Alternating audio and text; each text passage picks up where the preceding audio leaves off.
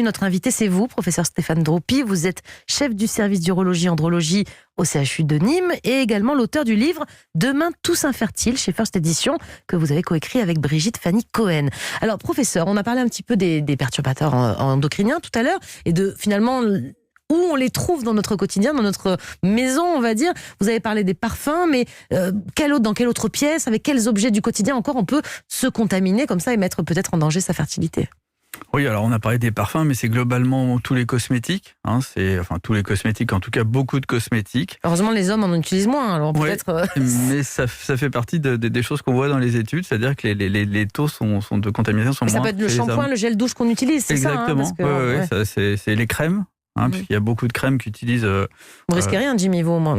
Non, à ce niveau-là, effectivement, c'était gratuit, mais c'était honnête. Oui, ça c'est lundi, j'aime bien commencer la semaine. Je pense que de plus en plus d'hommes mettent des crèmes pour rajeunir et peut-être ou essayer de rester jeune, donc il peut y avoir un risque. Mais on va en trouver, dans les cosmétiques, dans les contenants alimentaires, dans... tous les plastiques, la plupart des plastiques aujourd'hui pour avoir une bonne texture utilisent des phtalates ou des assouplissants qui sont lorsque donc, ça se dégrade. Si on mange que des plats en boîte dans du plastique, c'est clairement dangereux. Surtout, il ne faut pas les faire chauffer dans les contenants puisque ça va dégrader un petit peu ce plastique. On le met dans une assiette en verre ou je ne sais quoi. C'est ça. Et puis ensuite, il y a plein de produits chimiques qu'on va retrouver comme retardateurs de flamme dans les sièges, etc. qui normalement vont pas passer dans le corps humain, mais comme on le disait tout à l'heure, tout ce qui est microparticules, ces poussières, etc., peuvent très bien, à un moment donné, par la respiration, contaminer l'être humain tout simplement. En toxicologie classique, c'est la dose qui fait le poison. Si jamais vous fumez beaucoup, vous avez plus de risques d'avoir des pathologies. Là, pour les perturbateurs endocriniens, c'est un peu différent avec un effet particulier qu'on appelle l'effet cocktail. Oui, c'est ça, c'est parce qu'en fait... comme on le dit, à titre individuel, chaque perturbateur endocrinien a un effet minime. Ce n'est pas des gros effets. C'est pas mon gel douche tous les matins qui va rendre mon mari infertile, c'est pas ça. C'est ça, les seins vont pas pousser parce qu'on on se met un gel douche qui a un petit effet estrogène-like. En revanche, c'est l'accumulation de plusieurs produits qui va, au bout d'un moment, et sur le long terme, c'est les effets chroniques, on a beaucoup de mal à mesurer, qui vont entraîner ces conséquences sur la fertilité. Alors il y a un exemple qui est bien documenté, c'est celui du bisphénol A, qu'on avait beaucoup entendu parler, notamment dans les biberons des bébés. Normalement, il y en a plus. Celui-ci, qu'est-ce qu'il a causé? Il est responsable de quoi? Alors oui, le bisphénol A, ça a été un des exemples qui a abouti à une interdiction. Donc ça a été... il y a eu tout un parcours, parce que toujours, ça a dû commencer à peu près en 2008 au Canada. On a décidé que certains pays vont plus vite que d'autres. Nous, en général, on va pas très vite.